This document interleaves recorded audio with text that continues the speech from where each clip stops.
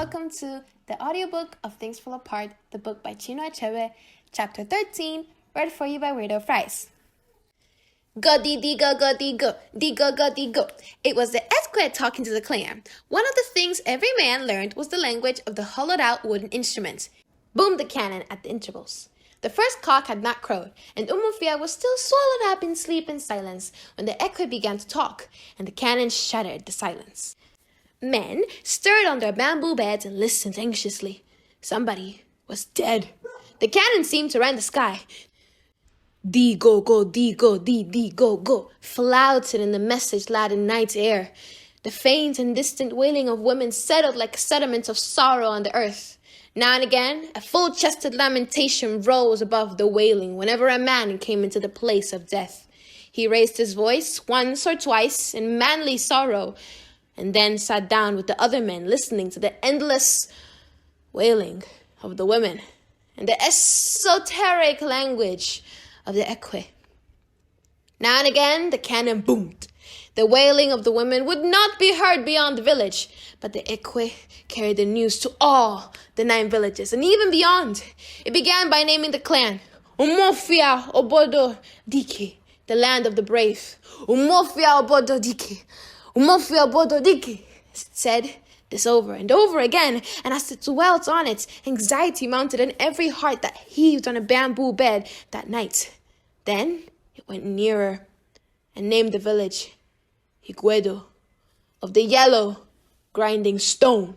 It was Okonkwo's village. Again and again, Weirdo was called, and men waited breathlessly in all the 9 villages. At last, the man was named, and people sighed, "Oh, Ezeodu is dead!" A cold shiver ran down Okonkwo's back as he remembered the last time that the old man had visited him. "That boy calls you father," he had said. "Bear no hand in his death." Ezeodu was a great man, and so all the clan was at his funeral.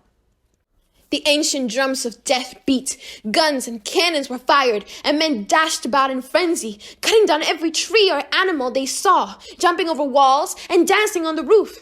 It was a warrior's funeral, and from morning till night, warriors came and went in their age groups. They all wore smoked raffia skirts, and their bodies were painted with chalk and charcoal.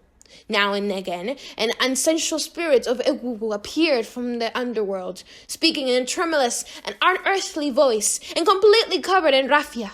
Some of them were very violent, and there had been a mad rush for shelter earlier in the day, when one appeared with a sharp machete, and was only prevented from doing serious harm by 2 men who restrained him with the help of a strong rope tied around his waist. Sometimes he turned round and chased those men, and they ran for their lives, but they always returned to the long rope he trailed behind.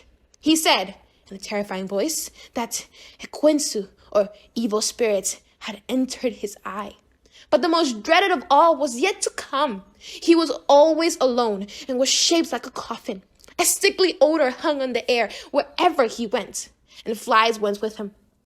Even the greatest medicine men took shelter when he was near. Many years ago, another Ewuwu had dared to stand his ground before him, and he had been transfixed to the spot for 2 days. This one had only one hand, and it carried a basket full of water. But some of the Ewuwu were quite harmless. One of them was so old and infirm that he leaned heavily on a stick. He walked unsteadily to the place where the corpse was laid, gazed at it and went away again to the underworld. The land of the living was not far removed from the domain of their ancestors. There was coming and going between them, especially at festivals and also when old man died. Because an old man was very close to the ancestors. A man's life from birth to death was a series of transition rites, which brought him nearer and nearer to his ancestors. Ezeodu had been the oldest man in the village, and at his death, there were only 3 men in the whole clan who were older, and 4 or 5 others in his own age group. Whenever one of these ancient men appeared in the crowd to dance unsteadily the funeral steps of the tribe, younger men gave away, and the tumult subsided. It was a great funeral, such as befitted a noble warrior. As the evening drew near, the shouting and the firing of guns, the beating of drums, and the brandishing and clinging of machetes increased. Ezeudu had taken 3 titles in his life. It was a rare achievement. There were only 4 titles in the clan, and only 1 or 2 men in any generation ever achieved the 4th and highest. When they did, they became the lords of the land.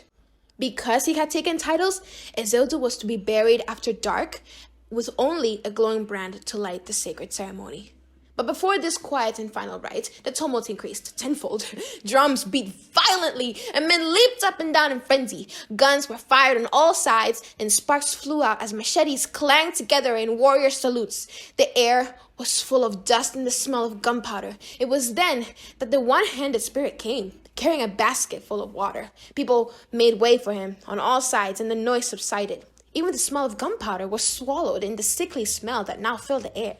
He danced a few steps to the funeral drums, and then went to see the corpse. "Ezeudu," he called in his guttural voice. "If you had been poor in your last life, I would have asked you to be rich when you come again. But you were rich. If you had been a coward, I would have asked you to bring courage. But you were a fearless warrior. If you had died young, I would have asked you to get life. But you lived so long. So I shall ask you to come again the way you came before. If your death was the death of nature, go in peace. But if a man caused it, do not allow him a moment's rest." He danced a few more steps and went away. The drums and the dancing began again and reached fever heat. Darkness was around the corner and the burial was near. Guns fired the last salutes and the cannon ran to the sky. And then, from the center of the delirious fury, came a cry of agony and shouts of horror. It was as if a spell had been cast. All was silent. In the center of the crowd, a boy lay in a pool of blood. It was the dead man's 16-year-old son, who with his brothers and half-brothers had been dancing the traditional farewell to their father. Okonkwo's gun had exploded and a piece of iron had pierced the boy's heart. The confusion that followed was without parallel in the tradition of Umuofia. Violent deaths were frequent, but nothing like this had ever happened. The only course open to Okonkwo was a flee from the clan. It was a crime against the earth goddess to kill a clansman, and a man who committed it must flee from the land. The crime was of 2 kinds, male and female. Okonkwo had committed the female because it had been inadvertent. He could return to the clan after 7 years. The night he collected his most valuable belongings into headloads. His wives wept bitterly, and their children wept with them, without knowing why. Oberika and a half a dozen other friends came to help and console him. They each made 9 or 10 trips carrying Okonkwo's yams to store in Oberika's farm. And before the cock crowed, Okonkwo and his family were fleeing to his motherland. It was a little village called Mbanta, just beyond the borders of Mbainu. As soon as the day broke, a large crowd of men from Ezeudu's quarters stormed Okonkwo's compound, dressed in garbs of war. They set fire to his houses, demolished his red walls, killed his animals, and destroyed his barn. It was the justice of the earth goddess, and they were merely her messengers. They had no hatred in their hearts against Okonkwo. His greatest friend, Oberika, was among them. They were merely cleansing the land which Okonkwo had polluted with the blood of a clansman. Oberika was a man who thought about things. When the will of the goddess had been done, he sat down in his obi and mourned his death, his friend's calamity. Why should a man suffer so grievously for an offense he had committed inadvertently? But although he thought for a long time, he found no answer. He was merely led into greater complexities. He remembered his wife's twin children, whom he had thrown away. What crime had they committed? The earth had decreed that they were an offense on the land and must be destroyed. And if the clan did not exact punishment for an offense against the great goddess, her wrath was loosed on all the land and not just on her offender. As the elders said, if one finger brought oil, it soiled the others. This is the end of chapter 13 of Things Fall Apart, and also the end of part 1 of Things Fall Apart, the book by Chinua Achebe. Read for you by Weirdo. Thank you.